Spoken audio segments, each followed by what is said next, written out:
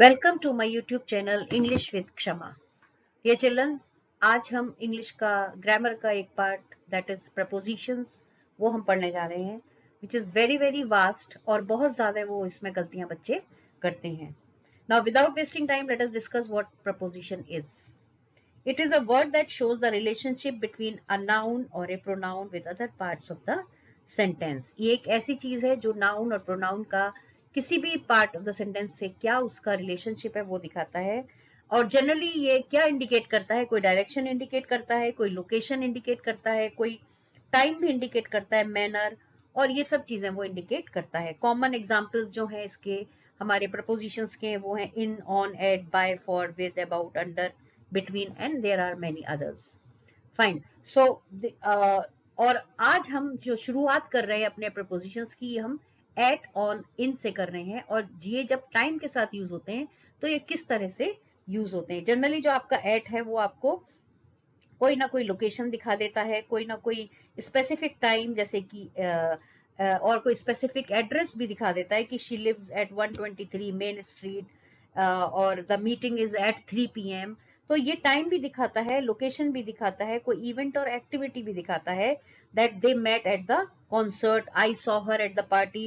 तो ऐसा नहीं है कि एट आपको एक टाइम के बारे में बताता है, बट इस स्लाइड में हम आज एट, ऑन, इन जो टाइम के बारे में इंडिकेट करते हैं उन्हें हम किस तरह से यूज करते हैं वो बताने जा रहे हैं। अब जो आपका जो ये ऑन है, ऑन जनरली आपकी ये जो इन और ऑन है, ऑन भी आपका यही दिखाता है कि it is on the table, the book is on the table, तो लोकेशन दिखा रहा है वो। और जो आपका इन है वो भी आपका स्पेसिफिक एरिया उसका है, जैसे कि she is in the house, specific कोई एरिया है उसको इंडिकेट करता है। और the keys are in the drawer, ये सब भी करता है, ये इंडिकेट करता है। बट इस स्लाइड में today we will be discussing कि एट, ऑन, इन टाइम के साथ किस तरह से किस किस वर्ड के साथ और किस किस सेंटेंस में फ्रेम होके हम यूज कर सकते हैं। So without wasting time let us see what it says. So dear children, at, on, in ये जब हम टाइम के साथ यूज करते हैं, so we compare the sentences like they arrived at 5 o'clock, ये टाइम है 5 o'clock। They arrived on Friday, ये भी टाइम है। They arrived in October, they arrived in 1968, this is also time. Now at for the time of the day, time of the day के लिए हमने use किया है, जैसे कि 5 o'clock, 11:45, midnight, lunchtime, sunset, etc. So this is the time of the day. 24 hours में अगर हमें कोई time of the day use करना है तो हम उसके साथ at यूज करेंगे। on हम कब यूज करेंगे? जब हमें कोई days और dates बतानी हो। और मैं फिर से बता रही हूँ कि ये हम आज on, at, in सिर्फ टाइम के रेफरेंस में डिस्कस कर रहे हैं। We are not discussing in any other reference, क्योंकि ऑन बहुत तरह से यूज भी होता है, ऐसा नहीं है। But then when we use it in reference to the time, we use it in such way. On Friday, on Fridays, on March 12, 1991, on Christmas Day, on my birthday. Now, जब हमें एक longer period के लिए use करना होता है इनको, तो इन हम जैसे कि हमने इसमें at time of the day, on हमने यूज किया days और dates के लिए। On Friday, it is a day. On 12th March 1991, it is a date. Fine. So इसी तरह से जब हमें एक लॉन्गर पीरियड के लिए हमें कोई प्रपोजिशन यूज करना पड़ता है और हमें उसमें टाइम का रेफरेंस देना होता है, तो हम इन यूज करते हैं। इन अक्टूबर, in winter, in 1968, in the 1970s, in the 18th century, in the middle. So in we are using for a longer period of time. तो इन तीनों में जब हम टाइम को रेफरेंस करते हैं तो एट हम टाइम ऑफ द डे पे यूज करते हैं, ऑन हम यूज करते हैं डेज और डेट्स के साथ, और इन हम यूज करते हैं for a longer period of time. I think the concept must be very clear right now here. ऐसा नहीं है कि at, on, in other reference में नहीं यूज होते, but again and again I am saying, बार बार मैं ये कह रही हूँ कि we are using it here in reference to the time. Now moving to the next slide. Now these expressions we use at night. So example आपके साथ में है, I don't like going out at night, at the weekends, at the weekend, at Christmas, at Easter. But if we have to say on Christmas day, we will use on here. We will not say at Christmas Day. On हमने क्यों use किया है? क्योंकि on का हम अभी अभी discuss करके आए कि डेज और डेट्स के लिए हम on यूज करते हैं, डेज और डेट्स के लिए। तो जब क्रिसमस डे हमने यूज कर लिया है तो वो डे तो फिर क्रिसमस डे ही हो गया। बट हाँ, जब हम एक जर्नल उसमें यूज करते हैं तो हम इसमें एट यूज करते हैं, because that is the correct use at का। Do you give each other presents at Christmas, ये एक हम उसको साथ यूज करते हैं, that is for the time of the day. Now at the moment, at present, mister Ben is busy at the moment, at present, इसका मतलब हुआ at present mister Ben is busy. At the same time, Liz and I arrived at the same time. So time of the day is being mentioned and we use at. So it is not the thing that we are using it with the time of the day. We use it at the, you can say some other references, other expressions like Christmas, Easter and so on. And we usually say what time. ये usually हम ये नहीं कहते at what time of the day.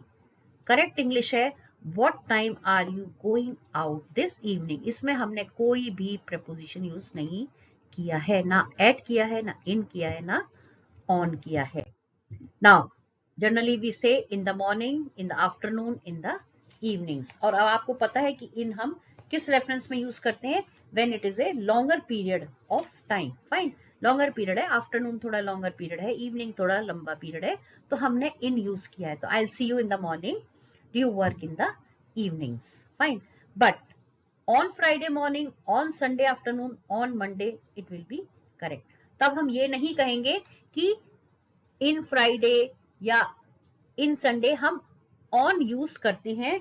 On हम कब use करते हैं dear children, when we refer to days and dates. तो यहाँ पे फ्राइडे को रेफर कर रहे हैं, संडे को रेफर कर रहे हैं और मंडे इवनिंग को रेफर कर रहे हैं। So we shall be using on, on Friday, on Sunday, on Monday, because we are referring for days and dates. तो यहाँ पे डेज हैं, डेट नहीं है, बट डेज तो है। So on Friday, on Sunday, on Monday, and the sentence will be I will be late at home on Friday morning. Do you usually go out on Saturday evening? Now we specifically, dear children, we do not use at, on, in before the words last, next, this, every. इनके पहले हम at, on, in नहीं use करते हैं। there is a big no no. I will see you next Friday. अब मैं ये तो नहीं कहूंगी ना कि I will see you on next Friday. That would be wrong English. They got married last March, है ना? हम ये नहीं कहेंगे दे गॉट मैरिड इन लास्ट मार्च, क्योंकि मार्च अगर आपने सोचा है तो हम एक लॉन्गर पीरियड में हम इन यूज करते हैं, fine, for time, for referring to time. तो it will not be in last March, इस तरह नहीं बोलना है। क्यों? क्योंकि नेक्स्ट, दिस, एवरी और लास्ट के पहले कोई भी प्रपोजिशन यूज नहीं किया जाता है, specially at, on, in, because ये जनरली जो वर्ड्स हैं ये टाइम को रेफर करते हैं, और टाइम को हम जब रेफर करते हैं तो हम जनरली एट, ऑन, इन भी यूज करते हैं। तो उस रेफरेंस में हम इनका यूज नहीं करेंगे। We will say I will see you next Friday, they got married last March. So last, next, this और एवरी, ये जब भी सेंटेंस में हो तो उससे पहले एट, ऑन, इन का यूज नहीं करना है। नाउ इन अ फ्यू, हम इन कब कब यूज करते हैं, जैसे कि अ few minutes, 6 months etcetera. So that is a time in future. हमने longer period of time भी इसके लिए डिस्कस किया है, और हम ये भी कह रहे हैं कि टाइम जो फ्यूचर में है उसमें भी हम इनका यूज करते हैं। एग्जाम्पल्स आपके सामने है, the train will be leaving in a few minutes, that means a few minutes before from now. So future time को भी अगर रेफरेंस करना है तो हम इनका यूज करते हैं, और जनरली अ फ्यू मिनट्स, 6 months, 4 months, इस तरह का कोई भी अगर एक्सप्रेशन आता है उस वक्त आप इनका यूज करेंगे। Jack has gone away, he will be back in a week, in a week, that means a week from now. तो उस रेफरेंस में, उस एक्सप्रेशन में हम इनका यूज करेंगे।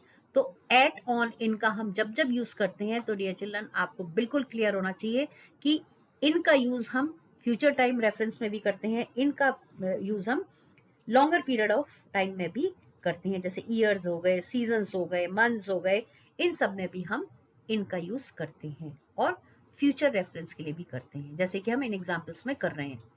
You can also say on a 6 month time, क्योंकि ये एक लॉन्गर पीरियड ऑफ टाइम है और हमारे जो हमने अभी अभी डिस्कस किया उसमें ईयर, सीजन्स, मंथ्स, इसमें हम ये इनका यूज कर सकते हैं। तो in a 6 months time, in a weeks time, etcetera.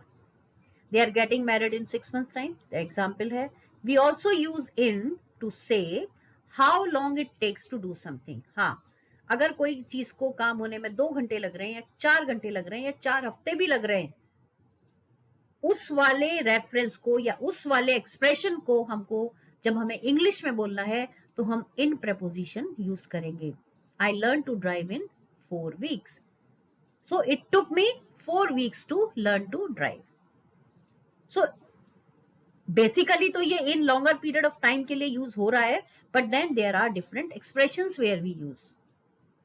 Longer period में 6 month टाइम भी है, वीक्स टाइम भी है, लॉन्गर और फ्यूचर टाइम भी है। Future time can be just a few minutes also और अ वीक फ्रॉम नाउ। तो this is how we have been using it. तो ऐसा नहीं है हार्ड एंड फास्ट रूल कि मैंने कह दिया कि हम सिर्फ लॉन्गर पीरियड में करेंगे तो 6 months। नो, इन तब भी यूज होता है जब हम छोटा सा, थोड़ी देर का या थोड़े वक्त का या कुछ दिन का कि फ्यूचर टाइम के लिए कुछ बताना चाह रहे हैं, तो उस एक्सप्रेशन में हम इनका यूज करते हैं। We use in to say how long it takes, ये भी आपने अभी अभी सीख लिया है। Now let us do some exercise. मैं इसको फर्स्ट वाला मैंने सॉल्व कर दिया है, सेकंड मैं आपको वर्बली बता देती हूँ, बाकी के लिए आप मुझे डिस्कस करेंगे नेक्स्ट स्लाइड में। जब मैं नेक्स्ट स्लाइड प्रपोजिशन की स्लाइड नंबर 2 में जब भेजूंगी उसमें मैं आपसे डिस्कस करूंगी एंड में। So the sentences are Columbus made his first voyage from Europe to America, Europe to America in 1942। हमने यहाँ पे in 1942 इसलिए यूज किया है because it is a longer period of time. Come simple. Fine. Now second sentence. In Britain most people do not work. Now इसमें हम days और dates का हम mention कर सकते हैं, ठीक है।